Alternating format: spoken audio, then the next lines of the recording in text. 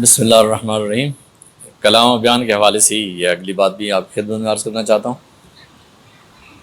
کلام جب بندہ کوئی بات کر رہا ہے، کوئی بھی کلام ہو، کلام کرنے والا جب کلام کر رہا ہوتا ہے نا، اس کا کلام کا ایک مین سٹریم ہوتی ہے یا ایک بنیادی دھارا ہوتا ہے۔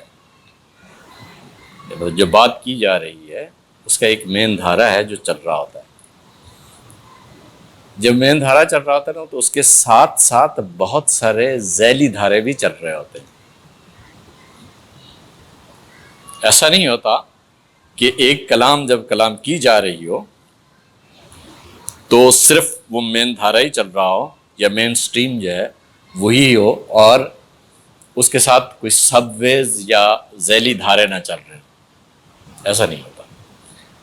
وہ ذیلی دھارے جتنے بھی ہوتے ہیں ویلڈ ہوتے ہیں، چل رہے ہوتے ہیں، ان کے اندر ایک باقاعدہ ایک پورا سسٹم چل رہا ہوتا ہے ہر ذیلی دھارے کے اندر۔ لیکن متکلم جب بات کر رہا ہوتا ہے نا تو اس کے پیش نظر جو بات ہوتی ہے وہ ایک خاص لائن میں یا ایک خاص سٹریم میں چل رہی ہوتی ہے۔ ایک مطلب کلام کا ایک مین سٹریم ہوتا ہے اور ایک اس کے ذیلی دھارے ہوتے ہیں۔ ذیلی دھارے ویلڈ ہوتے ہیں، غلط نہیں ہوتے۔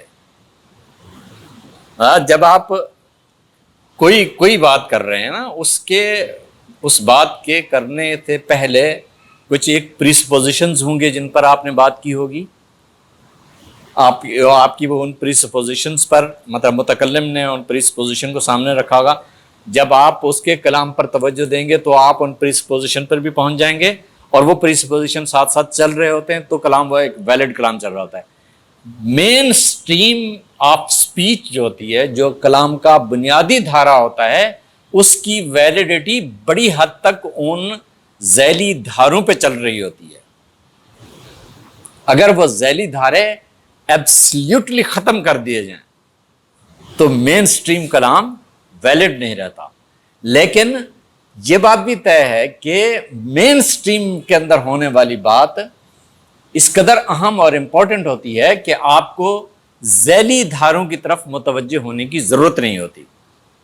جب آپ کو ضرورت پڑتی ہے تو آپ چلے جاتے ہیں، لیکن یہ نہیں ہوتا کہ ذیلی دھاروں میں آپ کا دماغ ذیلی دھاروں میں کھپ جائے۔ مثال فرض کریں، اگر قرآن مجید کے اندر ایک آیت ہے مقاعد السمع فمن یستمع الآن یجد له شہابا رصدا انا لا ندری اشر ارید بمن فی الارض ام اراد بهم ربهم رشدا۔ ایکسپریشن کے اعتبار سے یہ کلام جس قدر خوبصورت انداز میں بیان کی گئی ہے اس کا جواب نہیں۔ اس کے اندر صرف و نحو کا پورا لحاظ رکھا گیا ہے، زبان و بیان کی ہر ضرورت کو پورا کیا گیا ہے اور ایکسپریشن کو اپنے ٹاپ پہ پہنچا دیا گیا ہے۔ لیکن یہ ساری باتیں ایکسپریشن ٹاپ پہ جانا، اس کے اندر فصاحت و بلاغت کے تمام اصولوں کی پاسداری، یہ ساری کی ساری اسی ذیلی دھارے ہیں۔ یہ آپ کی توجہ ان ذیلی دھاروں کی طرف جا سکتی ہے۔ ان ذیلی دھاروں کی طرف آپ کی توجہ جائے گی تو مین سٹریم سے آپ باہر نکل جائیں گے۔ جیسے ہی آپ مین سٹریم سے باہر نکلیں گے آپ کے دل اور دماغ سے مصنف کے معنی تک اپنے آپ کو محدود رکھنا ممکن نہیں رہے گا۔ اس لیے ہمیشہ یاد رکھیے کہ کسی کلام پر جو بات کی جا رہی ہوتی ہے آپ کو یہ دیکھنا ہوتا ہے کہ یہ جو بات کی جا رہی ہے یہ مین سٹریم کے متعلق ہے یا یہ ذیلی دھاروں سے نکل کے آ رہی ہے۔ اگر ذیلی دھاروں سے نکل کے آ رہی ہے تو پھر وہ ایک ایسا کلام ہوتا ہے جس کے اندر مطلب بات تو ٹھیک ہے ویلڈ ہوتی ہے لیکن متکلم کا وہ مقصد نہیں ہوتا۔ میں نے تمام تفاسیر میں یہ سب سے زیادہ استعمال ہونے والا ٹول دیکھا ہے یہ کہ وہ جو بات کر رہے ہیں وہ ٹھیک ہوتی ہے کسی نہ کسی درجے میں کلام کے اندر اس کی گنجائش موجود ہوتی ہے کہ وہ معنی پیدا کیے جائیں، لیکن بے خود کلام کے اندر یہ بات بیان نہیں ہو رہی ہوتی. حتیٰ کہ وحدت الوجود کا پورا فلسفہ وحدت الوجود کا قرآن مجید کی آیات سے اخذ کیا گیا ہے.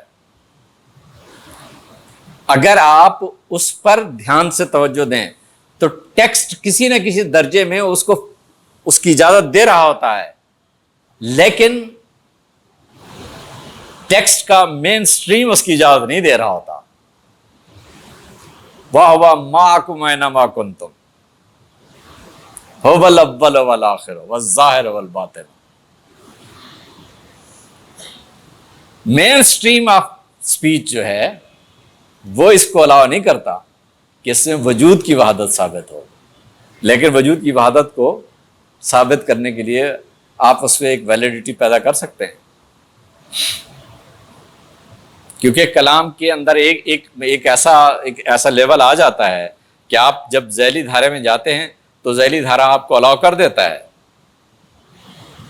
بہت سارے لوگوں کی میں نے تفاسیر دیکھی، بہت سارے لوگوں کی تفسیر کرتے وقت انہوں نے یہ کچھ کیا ہے، قرآن مجید کے اس پورے سیاق کو، پورے کلام کو، پورے مین سٹریم کو اٹھا کے سائڈ پہ رکھ دیا، ذیلی دھاروں سے جا کر ایک معنی اخذ کیا اور اسے پورے قرآن مجید کی تفسیر قرار دے دی، یا اس پورے کلام کی تفسیر قرار دے دی. یہ طرز عمل کسی کلام و بیان کو سمجھنے میں معاون نہیں ہوتا، بلکہ اس کلام و بیان کو پوری طرح فساد کا شکار کرنے کے لیے کیا جاتا ہے، پوری طرح فساد کا شکار کرنے. آپ کے پاس ایک لاجیکل وہ تو ہے، لاجیکل پریمائزز تو ہیں، آپ اس سے آگے بڑھ رہے ہیں، لیکن جب آپ اس کو کلام کے تناظر میں دیکھیں گے، متکلم کے تناظر میں دیکھیں گے، مصنف کے تناظر میں دیکھیں گے، تو مصنف آپ کو یہ نہیں بتانا چاہ رہا ہوتا. تو اس لیے پہلی ضرورت، علمی ضرورت یہ ہوتی ہے کہ آپ یہ دیکھیں کہ مین سٹریم کیا ہے کلام کا، بنیادی دھارا کیا ہے، اور دوسرا لیول وہ ہوتا ہے جس میں آپ یہ دیکھتے ہیں کہ یہ اب جو بات کی جا رہی ہے یہ کہاں سے اٹھ کے آ رہا. اگر وہ ذیلی دھاروں سے اٹھ کے آ رہی ہو اور وہ ذیلی دھاروں سے مین سٹریم کو آ کر متاثر کر رہی ہو تو یہ کلام کا تجزیہ درست ہوتا ہے اور نہ کلام کی تفسیر ٹھیک ہوتی ہے. السلام علیکم.